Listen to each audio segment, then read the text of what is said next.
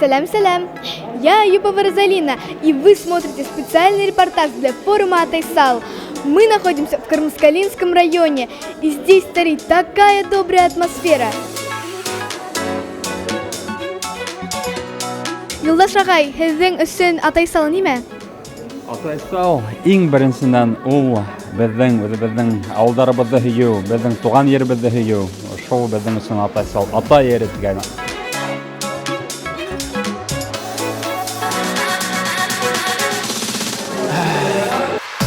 У меня в руках 4 мешочка. В каждом из них запах Родины. Интересно, чем пахнет Родина для участников форума Атайсал?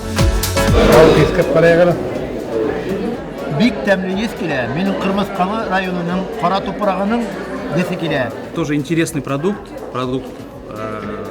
молочного животноводства, копченый корот. Буның эсендә мәтрүшкәләр.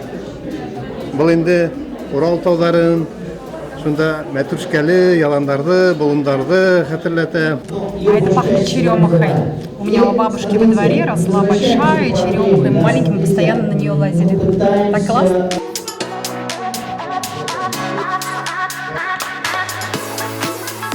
Проект Атайсал стартовал как общественная инициатива, но с каждым годом все больше и больше земляков помогают своей малой родине. И это круто!